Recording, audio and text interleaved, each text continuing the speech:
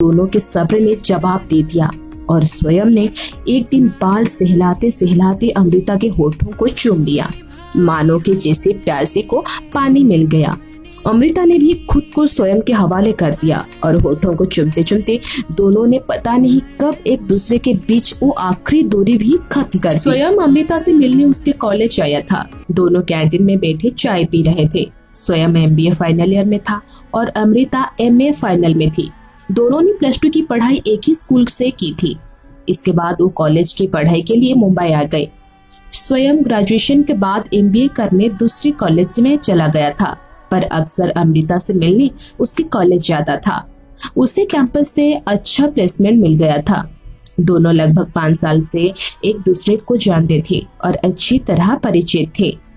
अमृता काफी सुंदर थी और स्वयं भी हैंडसम और स्मार्ट था। दोनों पिछले 2 साल से एक दूसरे को डेट कर रहे थे। दोनों चाय पी रहे थे और टेबल के नीचे अपने टांगों की जुगलबंदी किए बैठे थे। तभी स्वयं का एक दोस्त विष्णु भी अपनी गर्लफ्रेंड के साथ वहां आ गया। उस टेबल पर 2 कुर्सियां और खाली थी, तो दोनों भी वहीं बैठ गए। विष्णु बोलता है, यार तुम दोनों की जुगलबंदी खत्म हो चुकी हो तो अपने टांग हटा लो, अब हमें भी मौका दो। ये सुनकर स्वयं और अमृता ने अपने अपने पैर पीछे खींच लिए। अमृता थोड़ा झिक गई थी। स्वयं ने अमृता को भी उठने का इशारा किया और कहा कि अच्छा, हम दोनों अब चाय पी चुके हैं, अब हम चलते हैं। अब तुम लोगों की जो जी मन करे वो करे। चलते चलते स्वयं ने अमृता से पूछा, आज हम मूवी देखने चल सकते हो? हाँ चल सकती हूँ। सिनेमा हॉल में दोनों मूवी देख रहे थे। स्वयं ने अमृता का हाथ अपने हाथ में लेकर धीरे से उसके कान में कहा, कब तक हम लोग बस हाथ पैर मिलाते रहेंगे? इसे आगे भी बढ़ना है कि नहीं हमें? अमृता ने संकेत से चुप रहने का इशारा किया और कहा कि सब्र करो, आसपास और लोग भी हैं। हाथ हटाते समय स्वयं का हाथ अमृता के सीने को स्पर्श कर गया। हालांकि अनजाने में हुआ था, पर अमृता ने मुड़कर उसकी ओर देखा। स्वयं को लगा कि अमृता की आंखों में कोई शिकायत का भाव नहीं था, बल्कि उसकी नजरों में एक खामोशी झलक रही थी। मूवी देखने के बाद दोनों एक दोस्त मिथुन के यहाँ डिनर पर गए। वो अपने पिताजी के फ्लैट में अकेला रहता था। उसके पिताजी न्यूजीलैंड में रिजर्व करते थे। तब मिथुन ने कहा, अगले हफ्ते मैं 6 महीने के लिए न्यूजीलैंड और ऑस्ट्रिया जा रहा हूँ। तुम लोग चाहो तो यहाँ रह सकती हो, कुछ दिन साथ रहकर भी देखो। आखिर शादी तो तुम्हें करनी है, और जैसा कि तुम लोगों ने मुझे कहा है, मैं वही कह रहा हूँ। ये सुनकर स्वयं और अमृता एक दूसरे का मुंह देखते रहे। मिथुन बोलता है कि भाई, तुम लोगों को कोई प्रॉब्लम नहीं होना चाहिए। पिछली बार तुम्हारे पेरेंट तो आए थे, उन्हें तो सब पता है तुम्हारे बारे में। तुम्हें खुद बताया तो उन्हें। अंकल आंटी दोनों ये कह रहे थे कि तुम्हारा दादा दादी अभी जीवित है और बस उनकी एक औपचारिक मंजूरी चाहिए। इत्तेफाक से तुम दोनों एक ही जाति की भी हो, तुम लोगों को कोई परेशान नहीं होनी चाहिए। ठीक है, हम सोच कर बताएंगे। डिनर के बाद वो दोनों जब जाने लगे तो मिथुन बोला, एक काम करो, तुम एक डुप्लीकेट चाबी रख लो। मैं अपार्टमेंट ऑफिस में बता दूंगा कि मेरी गैर मौजूद में तुम लोग यहाँ रहोगी। इतना कहकर मिथुन ने स्वयं को थमा दी। रास्ते में स्वयं से अमृता बोली, तुमने चाबी अभी से क्यों रख ली? इसका मतलब हम अभी से साथ रहेंगे क्या? मुझे तो ऐसा करना ठीक नहीं लगता। मम्मी पापा को शायद उतना बुरा ना लगे, पर दादा दादी पुराने विचारों के हैं। उन्हें पता चलेगा तो आसमान सिर पर उठा लेंगे। स्वयं ने थोड़ा आवाज तेज करते हुए बोला, अरे यार, दादा दादी पुराने विचारों के हैं तो हम तुम तो नहीं है ना। अब वो गांव में बैठे हैं, उन्हें कौन बताएगा कि हम साथ में रह रही है या नहीं। आज जमाना कहाँ से कहाँ पहुँच गया है। तुम्हें पता है कि पश्चिमी देशों में अगर कोई लड़की 18 साल तक वर्जिन रहती है तो उससे घर वाली परेशान हो जाती है। इसका मतलब आमतौर पर लोग यही अंदाजा लगाते हैं कि उसमें कोई कमी है। बेहतर है कि हम जहाँ हैं वहीं की बात करें। तुम किस गलतफहमी रह रही हो?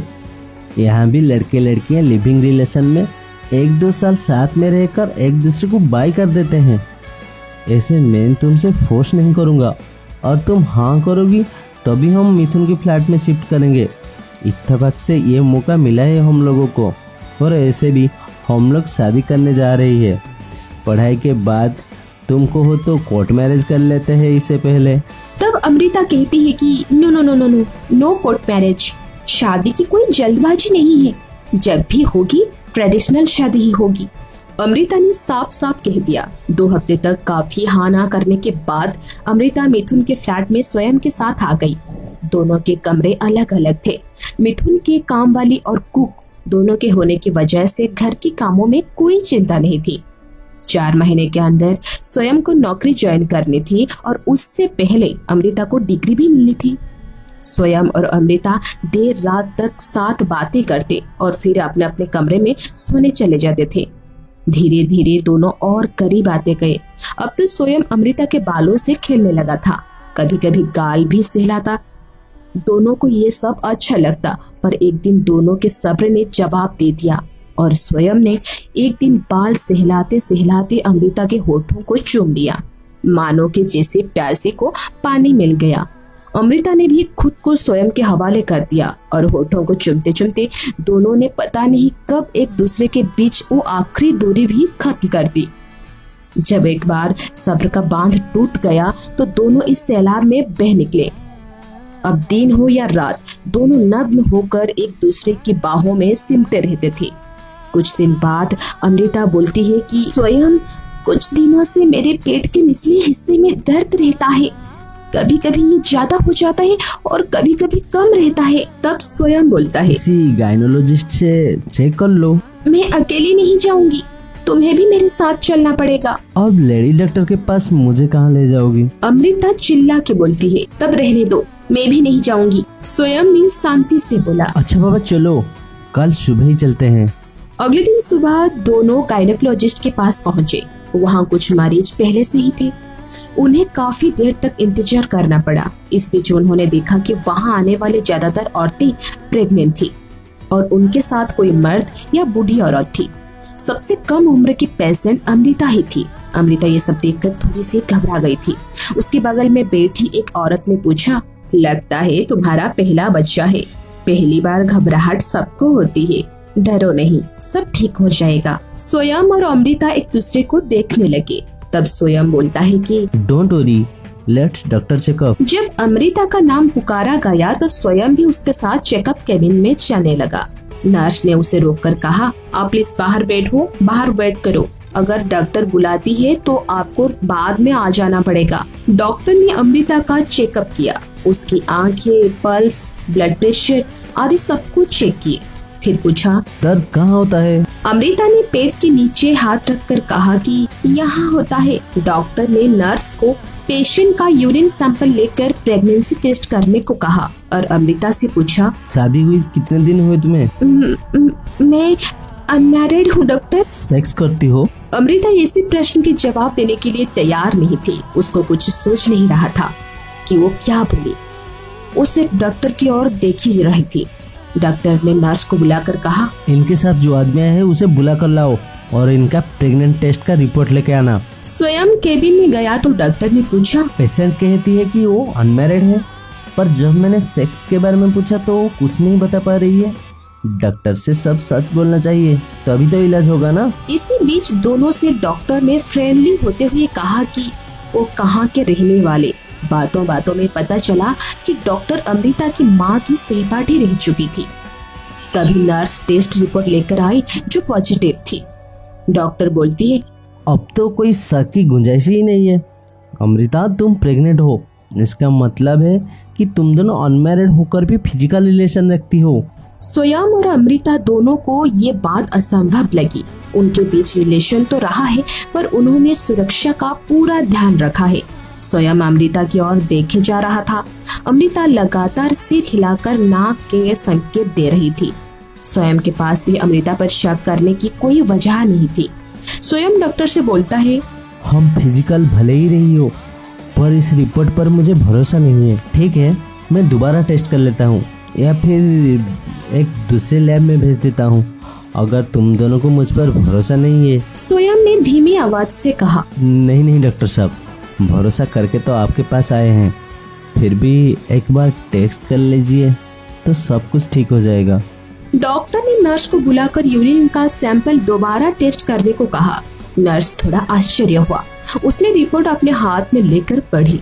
आई एम सॉरी, ये रिपोर्ट इनकी नहीं है, दूसरी पेशेंट की है। दरअसल दोनों की फर्स्ट नेम एक ही है और सरनेम बस एक लेटर का फर्क है।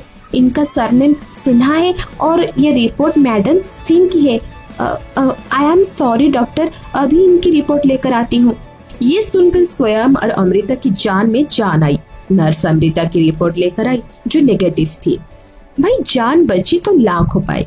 तब डॉक्टर ने स्वयं से कहा, I am sorry for this miss, आप बाहर जाइए, मैं पेशेंट को एग्जामिन करूंगा। अमृता को बेड पर लेटाकर चेकअप किया गया। फिर स्वयं को भी अंदर बुलाकर डॉक्टर ने कहा, डोंट वरी, इनकी ओवरी में बाएं और कुछ सूजन है, मैं दवा लिख देता हूँ। उम्मीद है 2 हफ्ते में आराम मिल जाएगी। अगर फिर भी प्रॉब्लम है तो मुझे बताना, मैं आगे ट्रीटमेंट करूंगी। अमृता ने चलते चलते डॉक्टर को धन्यवाद देते हुए कहा कि प्लीज डॉक्टर, प्लीज आप ये सब मम्मी को ना बताइएगा। मेरा तो पिछले 15 साल से उसे कोई कांटेक्ट नहीं है, वैसे पता रहने पर भी नहीं बताती। डोंट वरी, गेट मैरिड सुन। अपना मम्मी का फ़ोन नंबर देते जाना, अगर तुम्हें कोई प्रॉब्लम ना हो तो। श्योर श्योर श्योर, मैं लिख देती हूँ, मुझे कोई प्रॉब्लम नहीं है। अमृता ने अपनी माँ का फोन नंबर एक पेपर पर नोट करके डॉक्टर को दे दिया। क्लिनिक से बाहर आकर अमृता ने कहा, आज तो हमारे रिश्ते की बात हम दोनों के सिवाय डॉक्टर और नर्स को भी पता चल गई है। उसने मम्मी का कांटेक्ट नंबर भी मुझसे ले लिया है। उम्मीद है कि वो मम्मी को नहीं बताएगी। अरे भाई, बता भी दिया तो क्या हो जाएगा, हम लोग शादी करने जा रही हैं। मैं अगले महीने नौकरी ज्वाइन कर रहा हूँ, कंपनी से फ्लैट और कार भी मिल रही है, जल्दी हम शादी कर लेंगे। Don't worry. वो तो ठीक है, पर मम्मी मुझसे कहती है कि युवतियों को अपनी वर्जिनिटी शादी तक बचा के रखनी चाहिए। आजकल सब कुछ हो जाने के बाद भी वर्जिनिटी दोबारा मिल सकती है। तुम्हें पता है कैसे? प्लास्टिक सर्जरी से युवती अपना खोया हुआ कुमारिया प्राप्त कर सकती है। स्वयं ने आहिस्ता से मुस्कुरा कर बोला। अमृता आश्चर्यचकित होकर बोलती है कि ये क्या कह रहे हो तुम? अरे भाई, मजाक कर रहा हूँ, पर जरूरत पड़े तो तुम्हारा भी हो सकती है। मुझे नहीं चाहिए ये सब।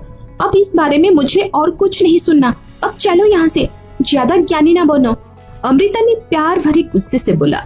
स्वयं और अमृता को अपनी तत्कालीन समय का निदान मिल चुका था। दोनों फ्लैट पर जाते ही एक दूसरे की बाहों में सिमट गए और वही करने लगे जो पहले कर रहे थे, रोमांस, रोमांस और रोमांस।